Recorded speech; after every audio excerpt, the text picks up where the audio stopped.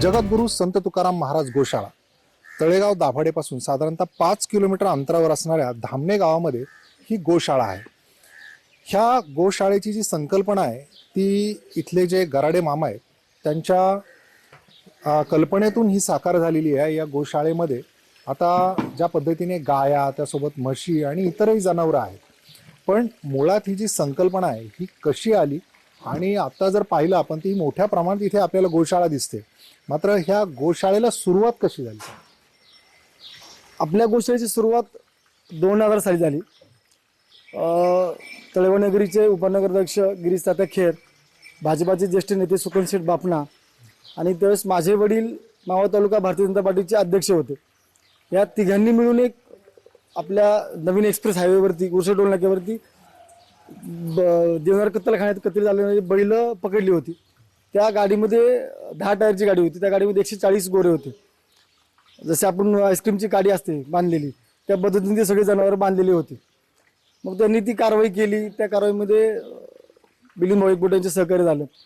मग ती कारवाई केली, सगळं झालं। मग ती जनावरं ठेवायची कुठे, हा सगळ्यात मोठा प्रश्न झाला। आणि त्या ठिकाणचे मग साहेब म्हणले की कुठेतरी पांजराबोळ अथवा गोशाळा पाहिजे, तर आम्ही इथे ठेवू शकतो, नाही तर जनावरं दुसरीकडे ट्रान्सफर करायला लागतील। पण दुसरीकडे जनावरं पाठवणं इतपत त्या जनावरांची कॅपॅसिटी राहिली नव्हती, कारण की भयंकर परिस्थिती होती। त्या गाडीमध्ये जे 4-5 जनावरं दगावली होती। तर मग त्यावेळेसच लगेच फोन लोणीकंचे पांजरापोळ आहे अशोकभाई शाह यांचं दुगड पांजरापोळ, त्यांनी लगेच त्या क्षणाला कुठलाही विलंब न लावता हनुमंत मारुती गराडे यांचा गोठा दुगड पांजरापोळ यांची उपशाखा म्हणून आजपासून काम करेल। मग त्या दिवशी मग ती संध्याकाळची कारवाई झाली। ती जनावर सगळी गोशाळेमध्ये इथं आपल्या इथे आली, उपशाखा म्हणून 9 वर्ष काम केलं। 2 मे 2009 साली जगद्गुरू संत तुकाराम महाराज गोशाळा संस्था आशुभाई शाह यांनी स्थापन करून दिली। तिथून पुढे या सगळ्या गोष्टींचा आपला पाठपुरा चालू झाला। तेव्हापासून तर आज 2025 पर्यंत ही निरंतर गोमातेची आलेल्या पुरती सर्व प्राणी मात्रांची सेवा आपल्याकडनं, माझ्या कुटुंबियाकडून आणि अनेक सहकारी वर्गाकडून खूप मोठ्या सहकारी पद्धतीने होत आहे।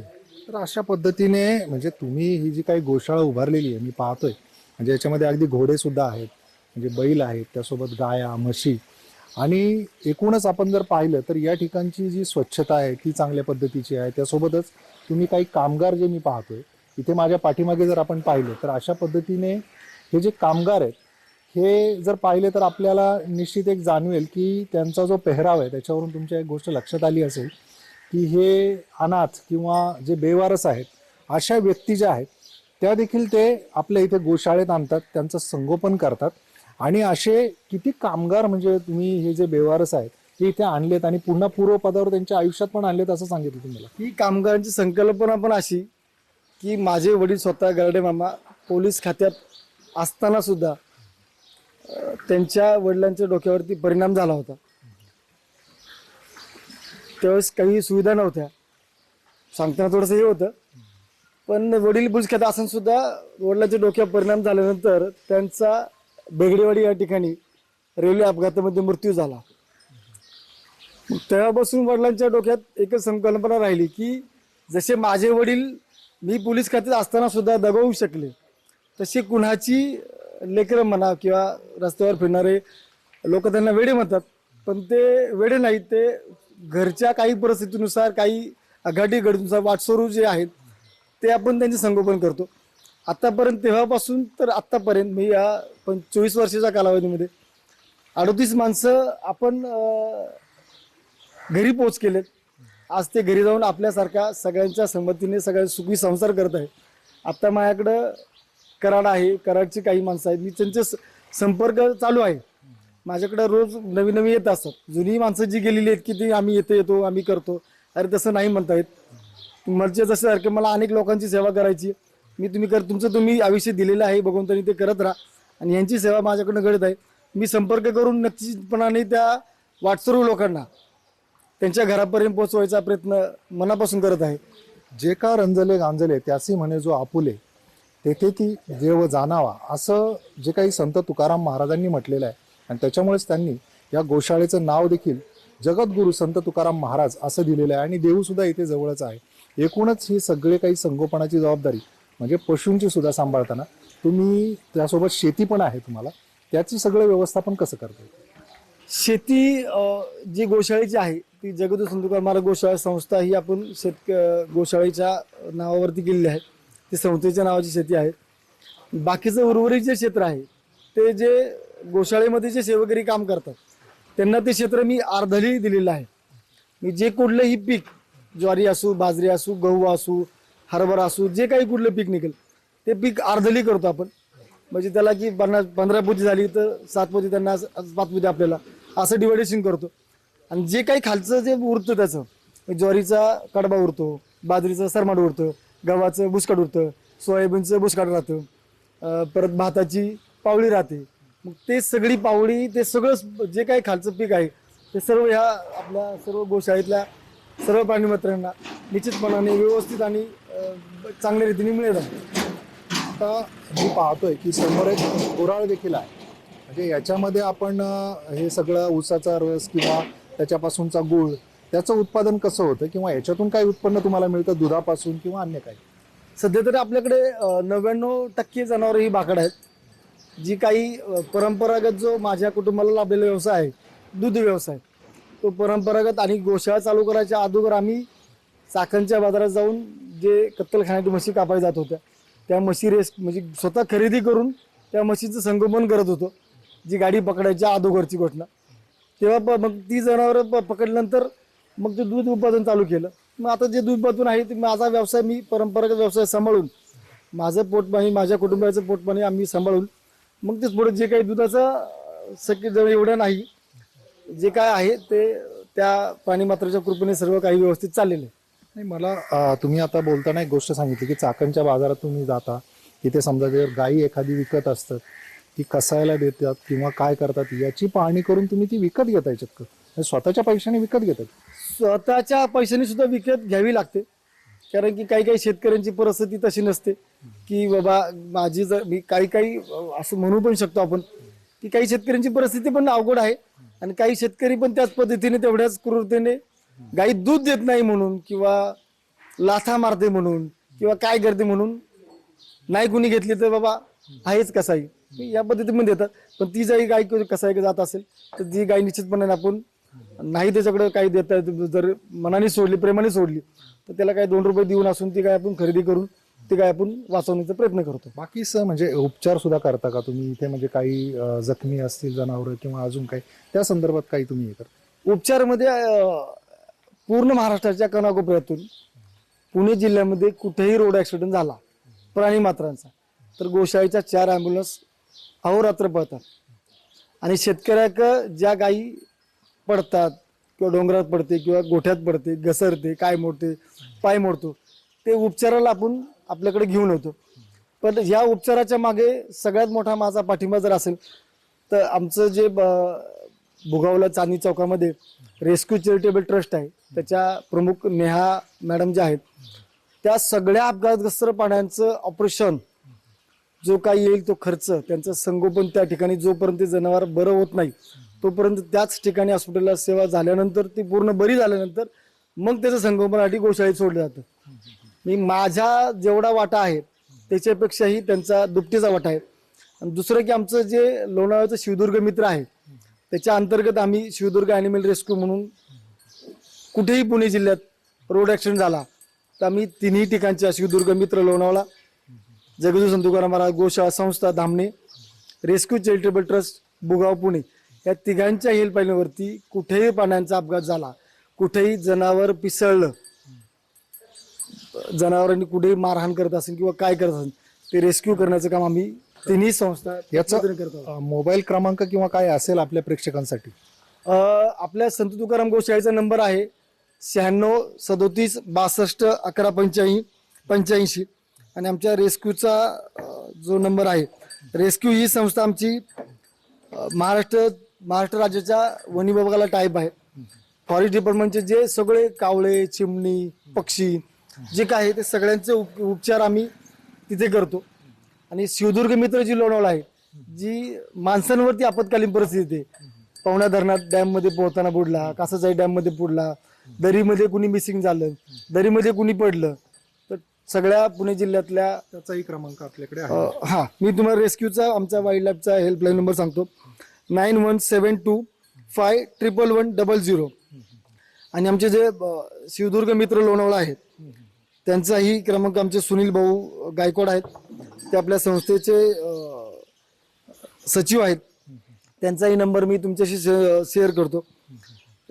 तर अशा पद्धतीने आपण पाहिलं तर अशा रेस्क्यू करण्यासाठी त्यांनी एक ॲम्ब्युलन्स, त्यासोबत दवाखाना, त्याबरोबरच ही जी गोशाळा संस्था आहे ही देखील आणि इतर त्यांच्याशी टायअप असणाऱ्या ज्या संस्था आहेत ह्या देखील पुन्हा ते अगदी लोणावळा असेल किंवा इतर भागात देखील जवळपासच्या ते रेस्क्यू करण्याचा प्रयत्न करतात. इतर काही नंबर तुमच्याकडे आता आहेत? हां, शिवदुर्ग मित्र लोणावळा ॲनिमल रेस्क्यूचे जे सुनील भाऊ प्रमुख आहेत आमचे, त्यांचा हेल्पलाईन, आमचा हेल्पलाईन नंबर आहे 98225884 असा तो नंबर आहे.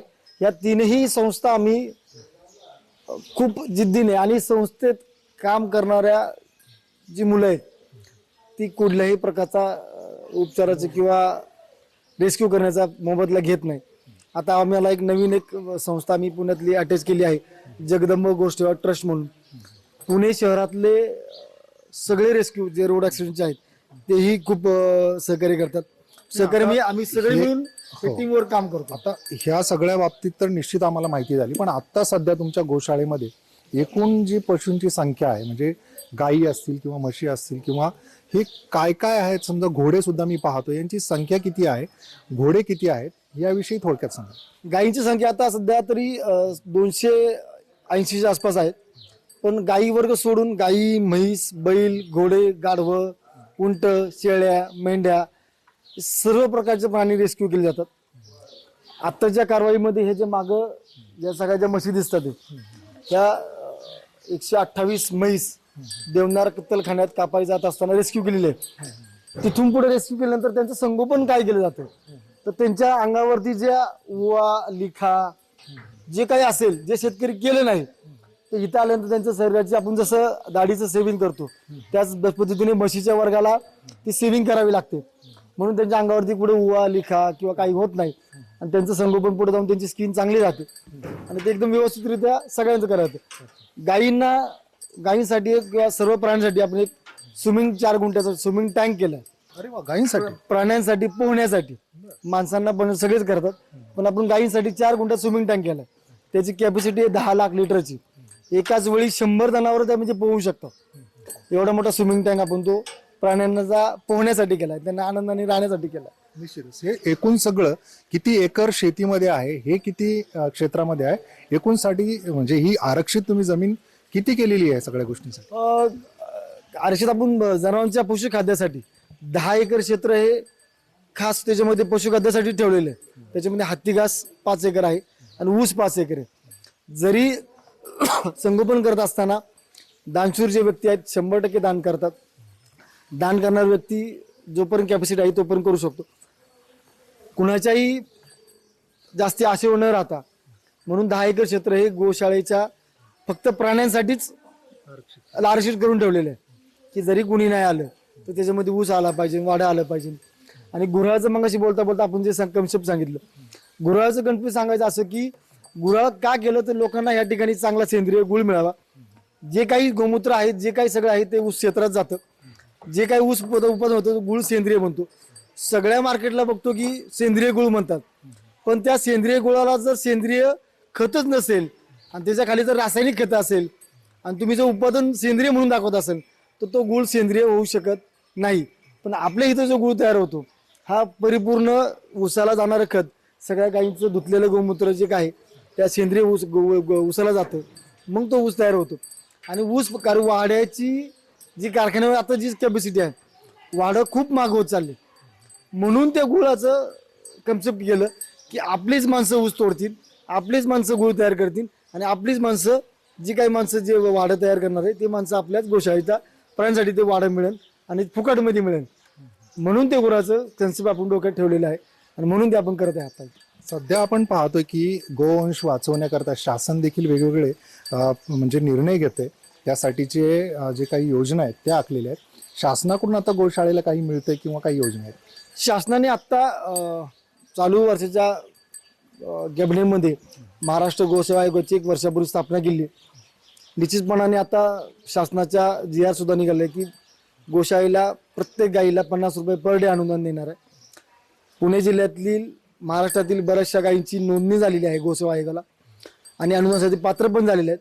अनुदानाची प्रोसेस चालू आहे. 100% शासन सुद्धा शासनाने जी गोमाता ही राज्यमाता जो दर्जा दिला तेव्हापासून संगोपनाची शेतकऱ्याची म्हणा गोशाळेच्या चालकांची म्हणा भरपूर जबाबदारी वाढलेली आहे आणि अनुदानाची प्रोसेस ही चालू आहे.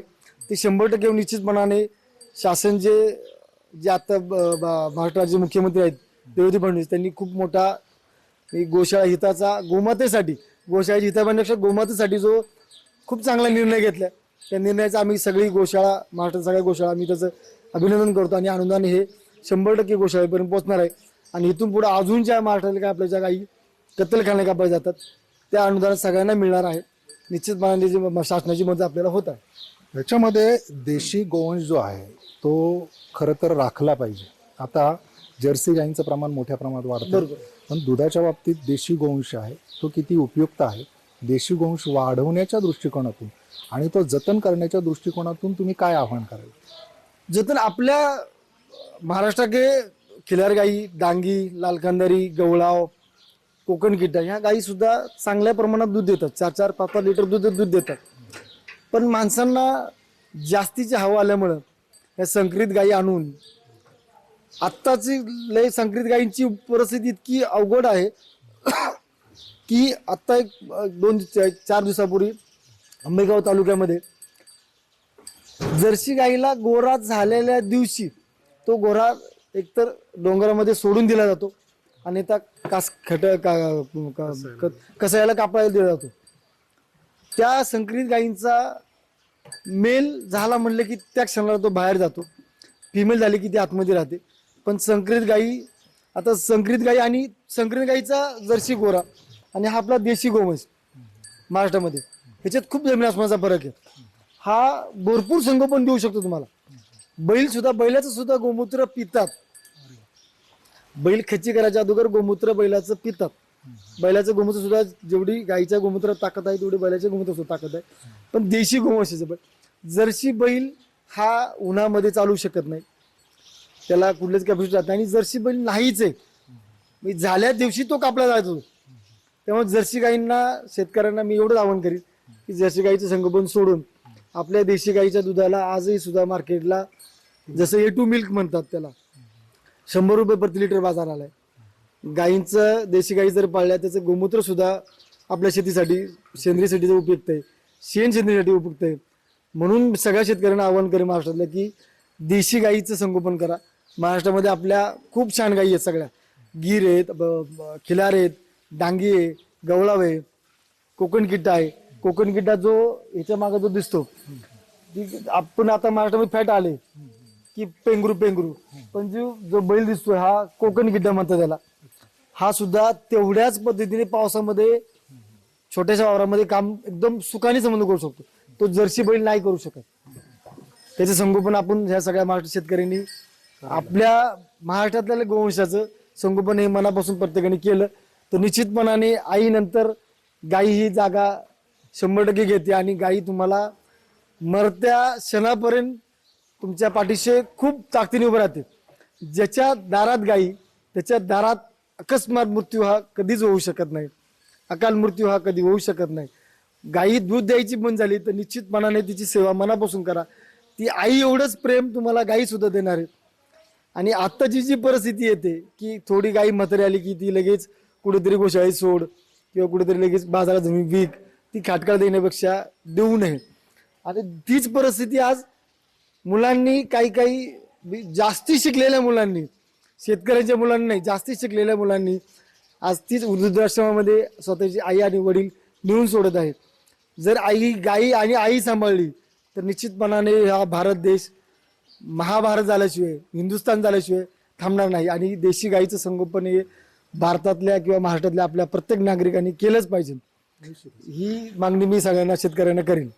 तर आपण पाहिलं की या जगद्गुरू संत तुकाराम ज्या गोशाळेमध्ये मी आहे त्या ठिकाणी आपण या पद्धतीचं सगळं जे काही संगोपन आहे ते होताना पाहिलं आणि इथले जे काही आता गोशाळेचे चालक आहेत त्यांनी देखील आपल्याला सांगितलं की कशा पद्धतीने गायीचं संगोपन हे करणं काळाची गरज आहे. एकूणच या गोशाळेमध्ये केवळ गायीच नाही तर इतरही संपूर्ण जनावरं जी आहेत ती सांभाळली जातात. या ठिकाणी आता जर पाहिलं तर ही संपूर्ण जर गोशाळा आहे, या माझ्या ह्या बाजूला जर पाहिलं तर इकडे घोडे असतील किंवा इतर सगळी जी काही जनावरं असतील या सगळ्यांचं संगोपन इथं अतिशय ममतेच्या भावनेतून होताना दिसतं. आणि एकूणच आपल्याला ज्या काही राज्यामध्ये अनेक गोशाळा असतील त्या ठिकाणी देखील अशाच पद्धतीने आपल्याला हे प्राण्यांचं जे जतन केलं जातं ते निश्चितच भावणारं आहे. आणि आपल्याला प्राणीमात्रावर जे काही एक संस्कार आहेत आपल्यावर की त्यांचं सुद्धा संगोपन आपल्या माणसांप्रमाणेच करण्याची जी भावना आपल्या मनामध्ये ती कुठेतरी वाढण्याची गरज आहे. अविनाश पवार, NDTV मराठी, धामणे, पुणे.